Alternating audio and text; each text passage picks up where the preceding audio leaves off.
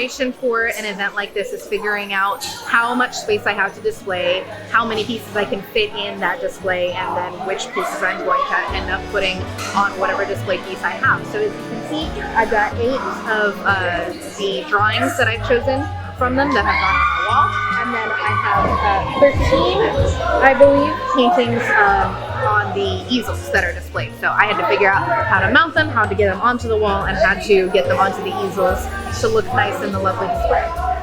First of all, having my classes with specific guidance is really interesting to see how people take those prompts. Because I have my advanced kids particularly, I'm trying to push them outside of their comfort zones a little bit, and seeing some of the things from people that usually do really calm, serene, or more along the pretty side, more along the aesthetically pleasing side, are suddenly giving me gut-wrenching, uncomfortable pieces, and I love that. And just making sure that we're pushing those boundaries and getting outside of everybody's comfort zone really makes me happy. But I also saw a lot of really highly developed skill from some students that I haven't seen before, which was really encouraging. I also saw a lot of intention in kids that are trying to make more of an effort to be involved and kind of have a place to belong, come and help with setup and help with transporting materials and making sure that everything got labeled properly and that everything was hung straight and all of that. So yeah, it was really nice to see the collaboration of everybody putting this together. I was already working on this. This is supposed to be like a self-portrait, it's supposed to be something that represents us. And I did a treble clef with the clarinet in it because I play clarinet and we play in the treble clef. And I just thought it really represented me because music has been a big part of my life. Miss Clyde really listens to us and she really listens to what we have to say, and she really helps us a lot when it comes to making our art pieces and just guiding us through our artwork and even just being a friend. She's a really good person, and I feel like she's one of the best art teachers that I've ever had. So this is my production class that is performing today. So we split them up into 4 groups, and each 4 group wrote their own show.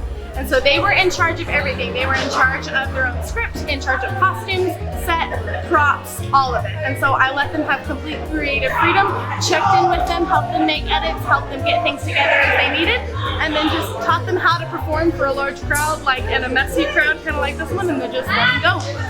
Theater is super important to be able to be comfortable and vulnerable with each other. So I try really, really hard to make it in a classroom where everybody can be exactly as they are that day, good day, bad day, that they can be exactly who they feel that they are and bring it to the table and be able to put that into their art and put that into each other.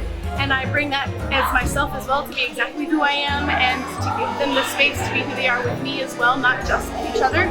And that helps make our shows and our casts even tighter and even more poignant and even more touching, I think. Nana, we can make Christmas cookies over there. Dad, Allie, please stop eating that. Fix it up real fast. Oh, Nana's home. Hi, Nana. Merry Christmas. Yeah, we're almost there. She's right here. She's right here. Nana! Oh, hi! I immediately wanted to do a comedy, and I obviously wanted to be kind of wacky and chaotic, I guess. Just family, I guess. We needed a very Christmassy theme, but funny and family-like, and we're all used to car rides, crazy car rides, which is always fun during Christmas. Something that a family can relate to. Mom! Yes, Dad? I have to pee! Oh, why didn't you go before we left? I didn't have to go before we left! Just hold it in. We're almost there. I peed. Oh my God, Dad! One came to save my gang. They're depending on me. What game? My gang! The Gingerbread Boys! We fight for justice and the good of the people. Without me, they get night terrors. That's it! I, Marlon Marsh, need to defeat the Sugar Plum King. Because he ate my gingerbread wife. I'm doing this for my gingerbread daughter, Holly Jolly. But how did he ruin Christmas, Auntie? By stealing the one thing I truly loved. Pickles! Auntie, that is the most stupidest thing I've ever heard! No, you're stupid! Pickles are great! You're both stupid. You're stupid! You're so mean. I didn't say that. I don't remember, but I have feelings too. I think that she lets us express ourselves we would like to, and that's very difficult for us in other classes, but we get to really be ourselves in production, which we're very lucky to have a teacher like Nelson. It also really helps us like learn how to go out there, be able to push through a small act all the way to a big one. Like be able to show others that even with something small, you're able to push through and possibly go to something bigger. The preparation was fast and furious. But anyways, we had all of our classes, Miss Bertram and myself were all part of this. So also this week we had finals. We did a film for the life skills kids this morning, taking care of 80 kids over there. So we've done a lot today.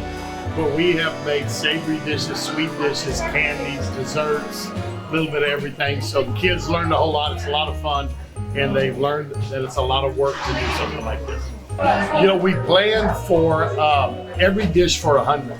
So if you figured every dish for 100, you know, we could have fed 200 to 300 people easily. I think we're gonna have some leftovers for the staff tomorrow, but it was better to have too much than not enough. So it went real good. Oh, it's a great event. If you weren't here, you missed out. This is our 3rd year that we put this on.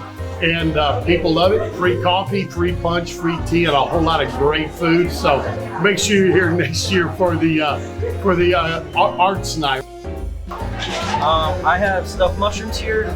We have barbecue meatballs and French bread with seasoned tomato and garlic. And then over here we have some chips, some homemade Chex Mix, red and green salsa too. They love everything. Yep, everything's so good. Everyone's coming back for second chips. So these are chocolate chip cookies with white chocolate chips.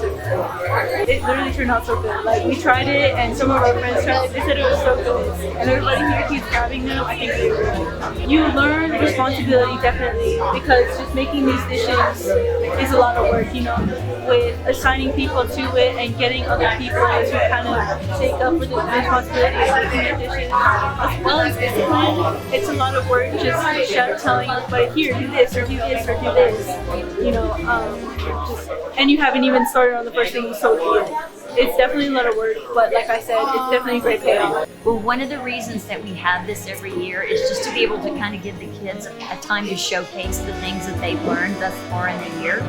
And just to have fun. I mean, just to get together and just to celebrate all the great things we're doing in the Fine Arts Department. So I think my favorite thing to eat tonight was the stuffed mushrooms.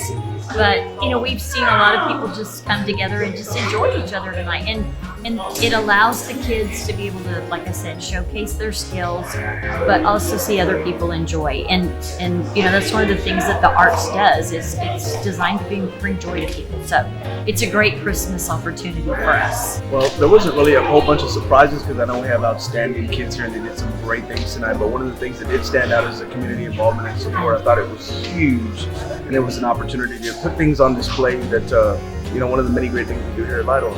It's an awesome display of community support, I'd tell you that. You know, it was just a lot of fun for our kids, and you know, the opportunity for them to be able to just be creative and for other people to appreciate it. Sometimes the arts get overlooked, so this was awesome. Lots of smiles, lots of people and just enjoying and celebrating our kids, and that's what it's all about.